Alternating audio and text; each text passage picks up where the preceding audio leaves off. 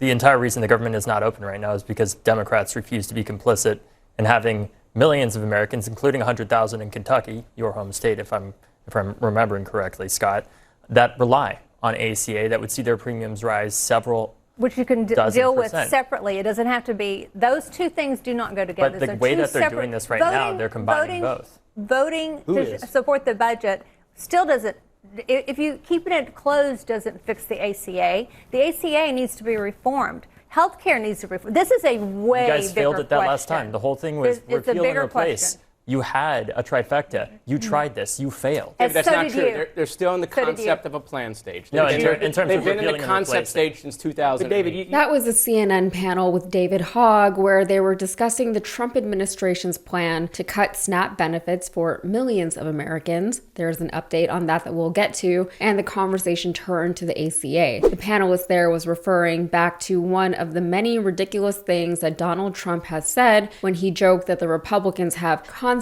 of plans for something that will eventually replace the ACA. And David has been pretty busy lately. I know he was just here in Houston actually canvassing for Christian Menifee, who was a congressional candidate. Christian actually won the race last night, but not by enough, so it looks like we're gonna get a runoff between him and Amanda Edwards. I don't live in the 18th district, but I love Christian Menifee. He is one to watch on the national level, I'll say it right now, regardless of how this race goes. That said, if Amanda Edwards gets into Congress, she's no joke either. It was a crowded field, and within that field, there were several Democratic candidates who I would have felt really good about winning the seat. Christian was and is my first choice, but when I say that red state Dems have to be better, stronger, quicker, I'm not kidding. They can't afford to play around here, and they don't. But back to David Hogg, he also spent all of Election Day, it seems, between media appearances, canvassing for Zohran Mamdani in New York City. I'm sure I don't need to tell any of you how that race went. I watched his acceptance speech this morning, and it was like a really good feeling and a really good moment, and frankly,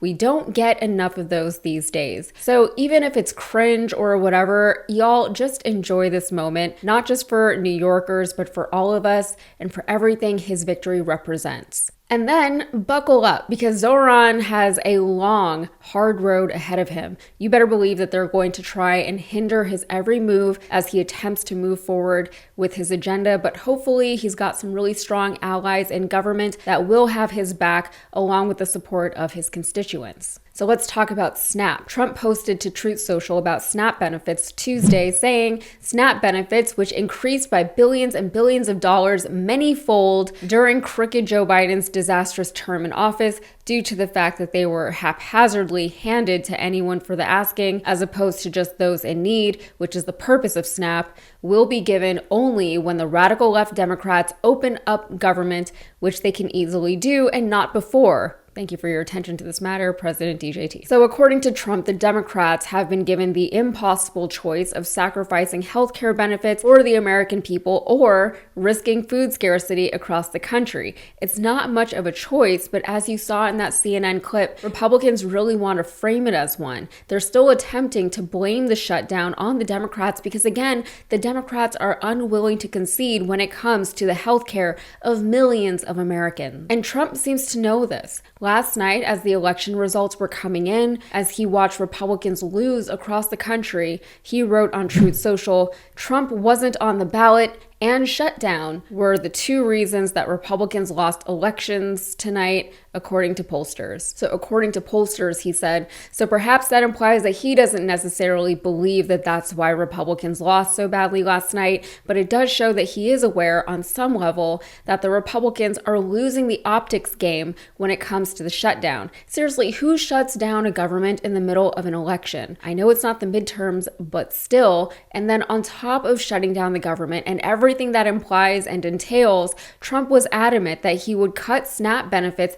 for roughly 42 million Americans across the country, something he also tried incredibly to pin on the Democrats. Well, SNAP benefits are coming back, sort of, and Trump is certainly not happy about it. He didn't want to bring them back because he doesn't care if people starve. In fact, it seems he would prefer that they did. But apart from the tedium of presiding over a nation, he has been very busy throwing Great Gatsby / roaring 20s themed parties, be more tone deaf, I dare you, building a bunker beneath the White House, or overseeing tacky bathroom renovations. He's having a great time. This iteration of SNAP, however, will be nothing like what it once was. The money for these SNAP benefits will be paid out from a contingency fund from the Agriculture Department. However, before, $8 billion were paid out every month. Now, only $4.65 billion will be paid out, just over half of the previous amount. And yes, there is a catch. In a court filing, officials said depleting that fund means no funds will remain for new SNAP applicants certified in November, disaster assistance, or as a cushion against the potential catastrophic consequences of shutting down SNAP entirely. The Trump administration declined to tap any additional funds for SNAP,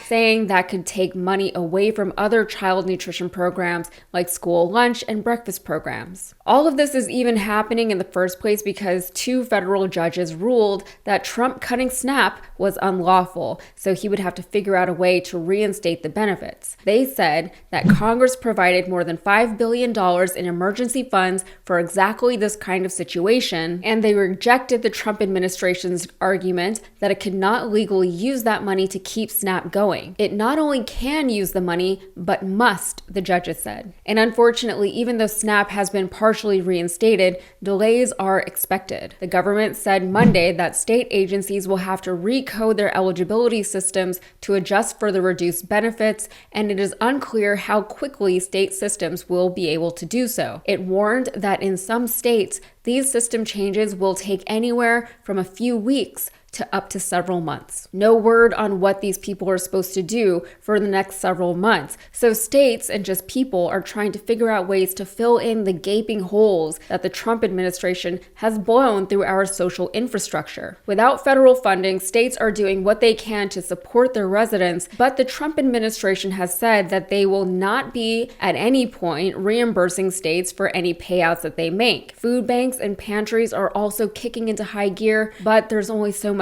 they can do to support the population that needs the support. And speaking of the population, roughly 1 in 8 Americans receive SNAP benefits, which, by the way, is only about $187 a month per person. And of those recipients, nearly 39% are children under the age of 18. So those kids don't really have the option to just go get a job like critics of SNAP and other social programs love to say. Many SNAP recipients actually do work full-time at, multinational corporations like Walmart, who just refuse to pay their workers livable wages, even though they can most certainly afford to do so. And many of them are disabled. Sure, maybe there are a few welfare queens, as they like to call them, in the system, but they are certainly not the majority. But you have to wonder if this wasn't the plan all along. From the very beginning, Trump came out criticizing social programs. He keeps trying to convince us that all we want is actually for the states to have more power, even though it's not actually what we have asked for. They want to basically make the federal government completely without obligation to its people, but they still want to collect our tax dollars for doing little else for us besides anything military related. And even that, one could argue, is not for us. It's less America first and much more focused on foreign policy and international status, even though they will tell us that it's all defense. Actually, you know what? They're not even trying to say that anymore, because isn't it now the Department of War? All right, that's it for me. If you got anything out of this, please like the video and subscribe to the channel for more. Thanks.